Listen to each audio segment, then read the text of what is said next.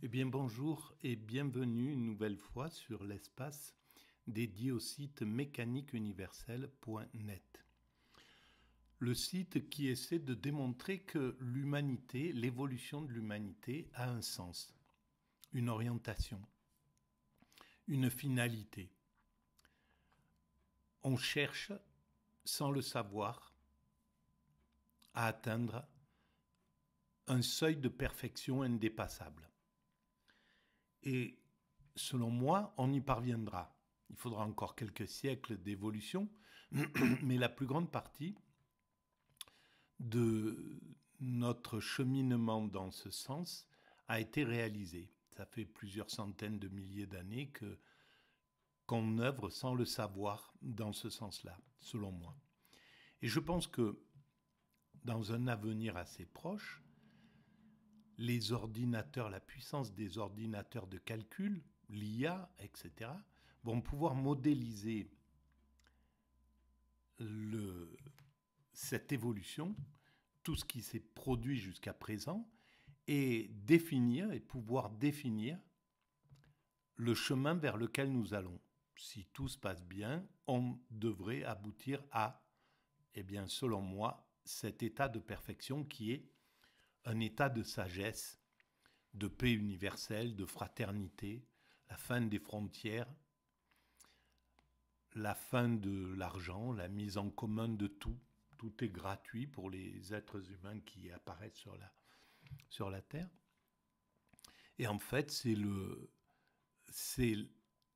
bonheur. Voilà, l'intérêt pour un être humain durant son existence, c'est de vivre son état de bonheur, d'amour, de relation, etc.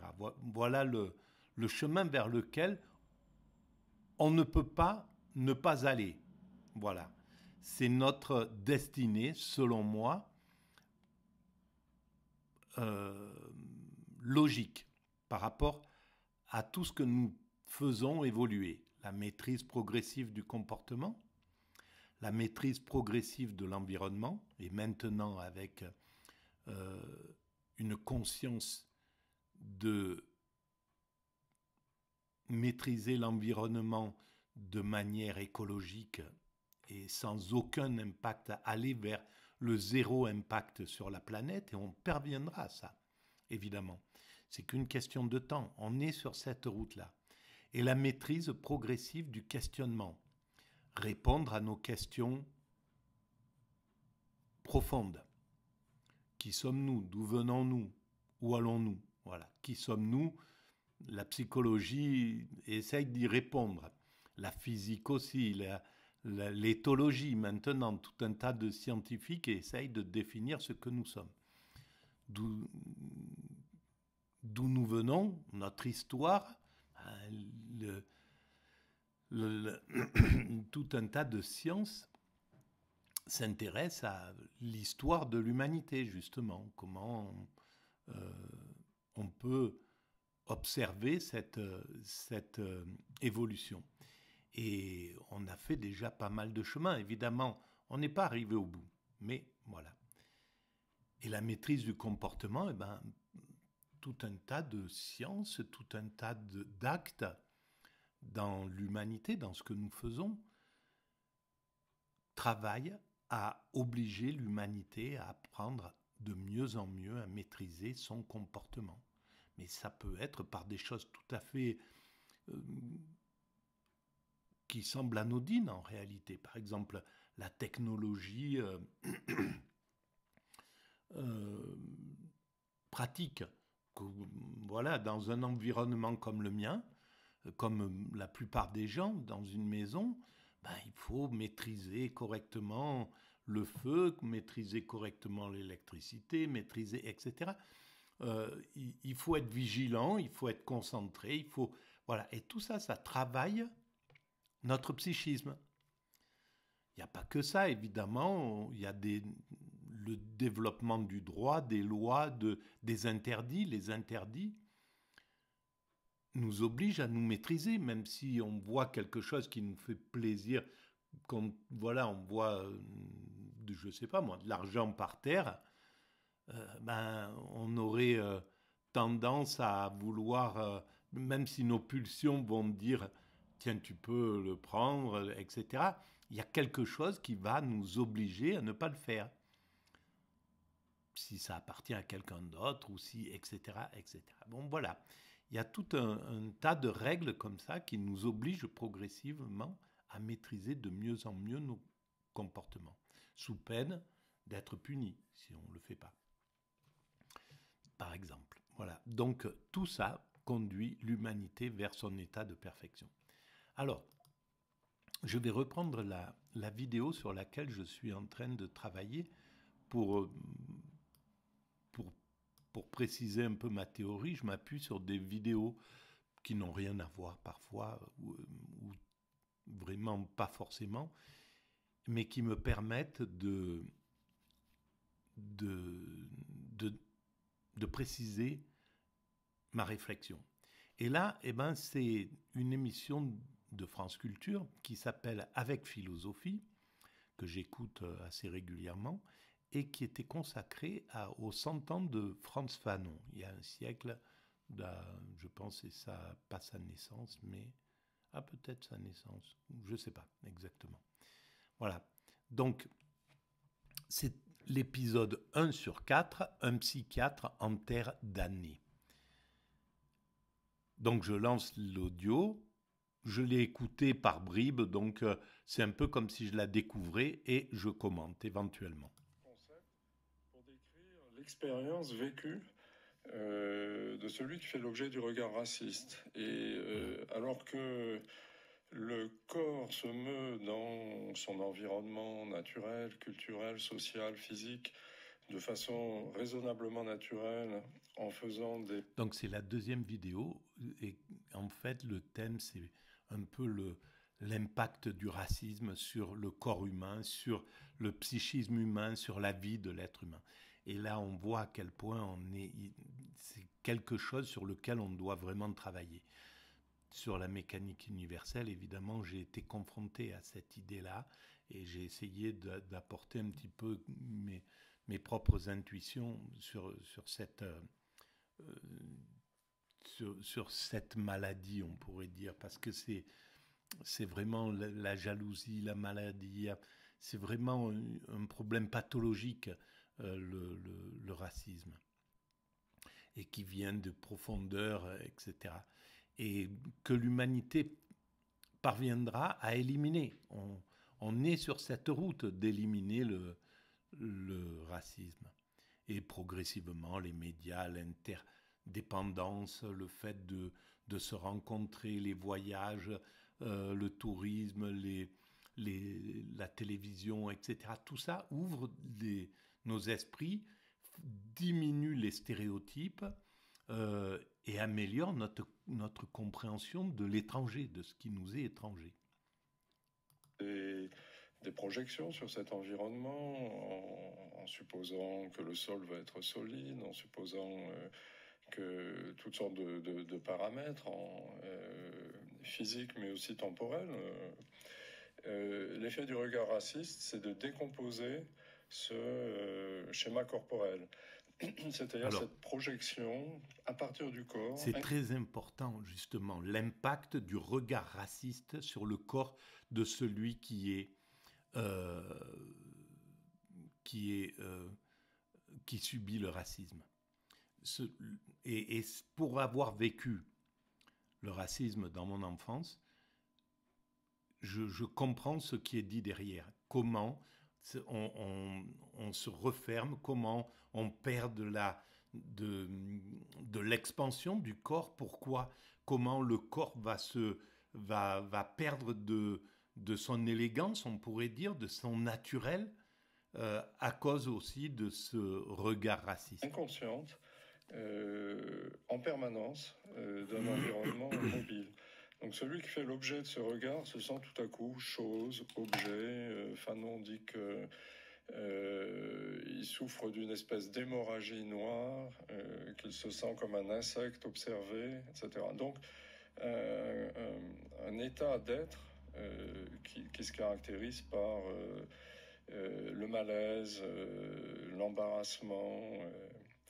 Il Il dit d'ailleurs, il a un certain sens de l'humour, il dit dans le train, il s'aperçoit qu'il a 3 places toujours. Personne ne s'assied à côté de lui. Et cela change son schéma corporel. Et puis l'autre concept, c'est l'idée c'est dérivé de Lacan, c'est l'idée de l'image du moi, qui est, dit Lacan fameusement dans sa fameuse analyse du stade du miroir, qui est acquise par l'enfant à partir du moment où il se voit et où il est nommé par la mère. Tout se passe comme si le regard raciste opérait une régression. Celui qui le subit Oui. Perd son visage par rapport à lui-même. Donc très tôt, il y a cette expérience propre à Fanon qu'il décrit de façon très vivante dans Peau noire, masque blanc, d'un regard, et en même temps cette capacité à l'analyser à partir du concept psychiatrique. Donc son texte doit toujours être lu à la fois comme un texte à la première personne et à la troisième personne. On comprend bien que tous ces textes, en fait, même très tardifs, sont imprégnés de cette pensée psychiatrique. On reviendra peut-être à sa thèse de psychiatrie, de médecine de 1951, mais je voudrais tout de suite aller, en prolongement de ce que vous avez dit, à un texte que j'ai découvert en préparant cette émission et qui m'a passablement impressionnée. C'est un texte qu'il a publié en février 1952 dans la revue Esprit et qui s'intitule « Le syndrome nord-africain ». Il note, avec une plume déjà magnifique, combien les malades nord-africains, maghrébins, dans les hôpitaux français, ont beaucoup de mal à être précis. Ils parlent de leur douleur comme si elle envahissait tous leurs organes, et aussi bien le jour que la nuit. Je me permets de citer ce texte. Et bien évidemment, la conséquence, c'est que ça agace énormément le corps médical. Fanon écrit: le patient nord-africain raconte sa douleur qui devient de plus en plus sienne. Il l'expose avec volubilité, il la saisit dans l'espace, la met sous le nez du médecin, il la prend, la touche de ses 10 doigts, elle grossit à vue d'œil, il la ramasse sur toute la surface de son corps. Cette maladie répartie sur tout le corps, dit-il, cette souffrance continue, l'attitude la plus facile et à laquelle on est plus ou moins rapidement conduit est, de la part du médecin, la négation de toute morbidité, c'est-à-dire spécifique. À l'extrême, le nord-africain est un simulateur, un menteur, un tir au flanc, un fainéant. Autrement dit, quand il répond « Où as-tu mal ?» D'ailleurs, le tutoiement est troublant, semble-t-il permanent à l'égard du malade maghrébin. On dit j'ai mal là, et puis j'ai aussi mal là. Mais là ou là? Bien sûr, il dit qu'il a mal partout. On lui demande s'il a mal le jour, la nuit, il répond les deux, tout le temps, etc. Et donc, il y a cette construction d'un malade imaginaire exaspérant pour les médecins. Là, je voudrais que le psychiatre qui est avec nous, Aimé Charles Nicolas, nous parle de ce texte que, encore une fois, j'ai trouvé époustouflant. C'est une image qui a persisté pendant très longtemps dans les hôpitaux. Il faut le dire. Ben oui, disons-le. Je veux dire que moi, étudiant en médecine puis médecin, dans les hôpitaux, j'ai beaucoup travaillé dans les hôpitaux depuis 1963-64. Dans les années 60 comme dans les années 70, et même grignotant sur les années 80, cette image du syndrome nord-africain, c'est-à-dire que quand on voyait un malade nord-africain, on savait déjà ce qu'il allait dire. Donc c'était même pas la peine qu'il parle. Et on savait qu'il aurait mal partout, et on savait que c'était un malade imaginaire. Et c'était encore plus manifeste quand il s'agissait d'une femme. Et donc, ce qu'il faut se souvenir aussi, une chose dont il faut se souvenir, c'est que il y avait quand même une vision de la femme au lit, dans un lit d'hôpital, à l'avance, une vision qui craignait déjà qu'elle soit hystérique. Comme on pensait qu'elle risquait de l'être, eh bien, d'emblée, on avait déjà une image de cette, surtout si elle était évidemment nord-africaine, d'une femme hystérique. Et c'est pour cette raison on a beaucoup mis de temps à mettre en place des structures spécifiques dans le traitement de la douleur en France. Alors, je comprends tout à fait ce qui se passe à ce niveau-là. C'est clair que le corps, quand on est regardé avec un œil méchant, avec un œil raciste, avec ou des paroles qui vont vous toucher, sale italien dans mon cas par exemple, pour rien, on ne comprend pas. Il y a quelqu'un qui passe, il est ivre, voilà les souvenirs par exemple de mon enfance, il me prend par le bras ou par les oreilles, il me fait faire de 50 mètres pour rien comme ça, par violence, où il y a une sorte de mépris. Et là, cet impact où on ne comprend rien, on ne sait pas ce qui se passe, cet homme passe et on reçoit ça, ou c'est des copains qui viennent, on se bagarre et il y a un mot sale italien qui sort. On ne comprend pas, on est dans quelque chose qui est... Et donc l'impact, il est inouï en réalité. Il n'a pas l'air, mais il est inouï sur le corps humain. Et c'est l'ensemble du corps. Donc, on ne peut même plus décrire le mal-être. Et je comprends que ces personnes qui sont les Maghrébins, qui subissaient ce racisme dans les années 60, 70, mais intense et vraiment porté, qui devaient courber les chines et avancer quand même, comme mes parents l'ont fait quand ils sont arrivés. C'était exactement ça.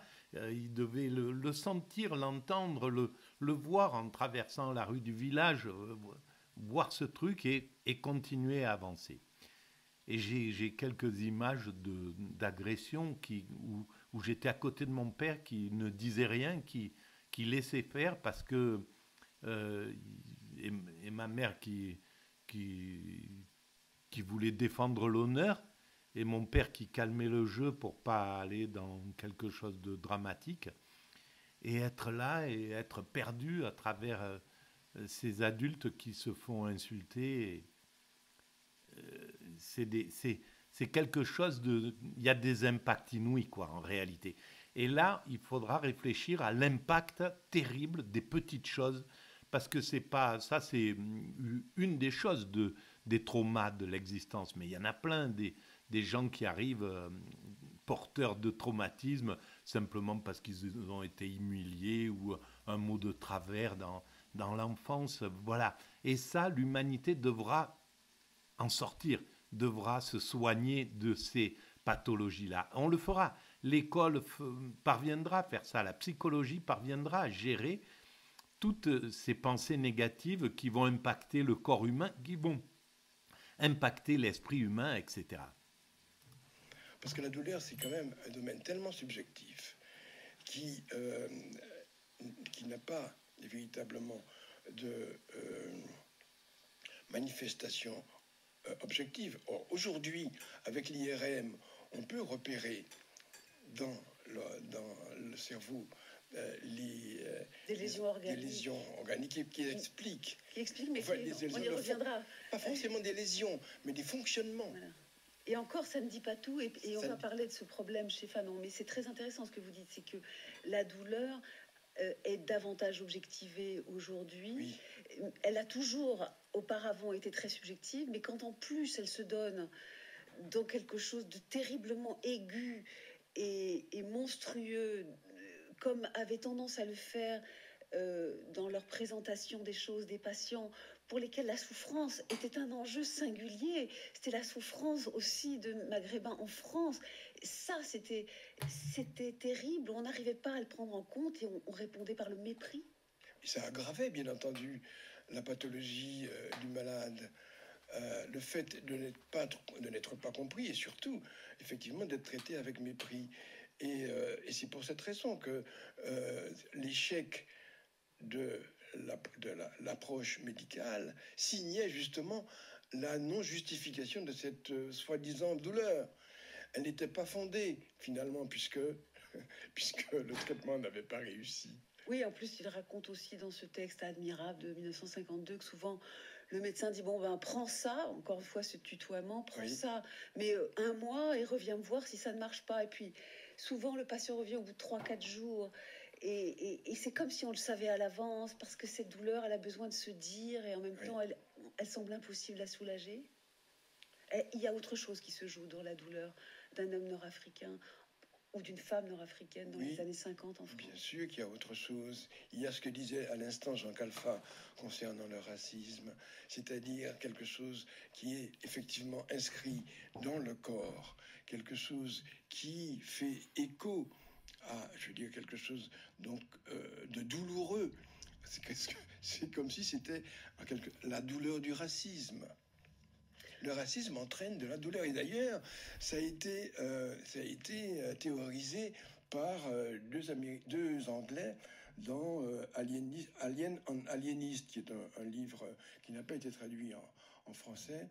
Alien on Alienist de Robert Littlewood et Maurice Lipsedge, qui démontre justement que ce racisme des équipes médicales, parce que c'est quand même un travail qui est fait sur la vision par les psychiatres et par les autres médecins des malades psychiatriques en Angleterre. Et il démontre ainsi que il y a, ne serait-ce que par la vision, là, il y a une aggravation des symptômes, mais surtout que les traitements étaient toujours des traitements beaucoup plus traumatiques. Statistiquement, on utilisait beaucoup plus en Angleterre les électrochocs et les cures de Sakel, etc., chez les Noirs que chez les Blancs. Alors, il y a le problème du ressenti de la douleur, mais il y a aussi... Et cet état de douleur, cet état d'esclavage, cet état de coloniser, cet état de victime du racisme, c'est également l'état du bas prolétariat quand il va chez un médecin, en fait. Bien souvent, mais même voilà au niveau de la psychiatrie, ou comme celui qui a du pouvoir, qui est dans un niveau de pouvoir, il va être soigné, il va être compris, il va être accueilli, il va s'établir une relation entre le médecin et le patient qui est radicalement différente avec celui qui vient avec le poids de la soumission, le poids du dominé, celui qui rentre, qui a appris à vénérer la personne qui a un peu de pouvoir, le médecin, le curé, le maire, etc., etc. Toute cette soumission qui était dans cet ordre-là, le médecin a une vision différente, comme l'esclavagiste avec l'esclave, comme le colon avec le colonisé, comme le raciste avec celui qu'il juge inférieur, la communauté qu'il va juger inférieure, et qui ne va pas avoir d'existence à ses yeux. Et là, il y a un travail énorme, on voit bien, à réaliser par l'humanité. Elle parviendra à ça. On parviendra à l'égalité. Vraisemblablement, le mélange sera obligatoire. On ne sera pas obligatoire au sens qu'on sera obligé de se mélanger, mais l'humanité va progressivement devenir... va se mélanger grâce à la circulation, les hommes vont circuler, et donc on va de fait aller vers ce mélange. Donc comment ça s'appelle bref, d'être un mélange. On est des mélanges de toute manière. Quand on fait notre recherche génétique, on voit que Ben, on vient il y a des origines grecques, il y a des origines d'Europe centrale, il y a des origines d'Europe du Nord, il y a des origines du Sud, encore plus Sud, etc. Donc, on est dans ce mélange, quoi qu'il arrive. Mais je pense que on viendra à bout avec ça. Pas qu'avec ça, évidemment. Ça sera un des plus. Mais évidemment qu'il y aura une éducation, évidemment qu'il y aura les interdits. Voilà, aujourd'hui, il y a des racismes qui sont interdits et qui sont clairement interdits et punis sévèrement. Ah, pas tous. Et il faudra aller vers tous. Il faut que tous les racismes soient interdits. Et on y travaille. Là, le wokisme, justement, travaille à tout ça. C'est très important ce qui est en train de se réaliser à ce niveau-là. Et on parviendra à résoudre ce problème. Peut-être surtout l'expression et le fait qu'on ne se comprend pas entre le médecin blanc de métropole et le patient nord-africain. Je voudrais entendre votre réaction, Jean Khalfa, à ce problème qui est tellement essentiel au début. Le médecin du colonialisme, même s'il était avec les meilleures intentions, et très certainement il y a des saints, par contre, le saint, il ne fait pas la différence. Et même à la limite, il va chérir plutôt le faible. Mais ça, c'est le saint, c'est Sœur Teresa, c'est Mère Teresa, c'est Sœur Emmanuel, c'est des saints que le Père Pedro qui va, voilà, quoi qu'il arrive, préférer le souffrant à l'autre. Normalement, c'est dans notre ADN, ça. Et là, en ce moment, le système, il essaye de nous faire aimer le tortionnaire, nous faire aimer le raciste, nous faire aimer celui qui abuse de ses congénères. Et ça, c'est quelque chose d'incroyable parce que c'est d'une violence inouïe. Et non seulement c'est violent, mais ça peut se retourner contre ceux qui veulent nous faire aimer l'abuseur plutôt que celui qui est abusé. Parce qu'il endurcit l'humanité. On ne réduit pas l'empathie humaine sans conséquence. Cette conséquence, elle se retourne contre celui qui agit comme ça, celui qui veut nous faire croire que l'élite est super, qu'il faut vénérer l'élite et mépriser le peuple, mépriser ce qui est en dessous. C'est le narcissisme en réalité. C'est parce qu'il est au pouvoir, le narcissisme, dans les médias, dans la politique, qu'on se retrouve avec ce type de réaction. Mais ça sera dépassé un jour ou l'autre. Voilà, je vais arrêter là pour cette vidéo et on continuera dans la prochaine. Merci de votre écoute et je vous dis à très bientôt.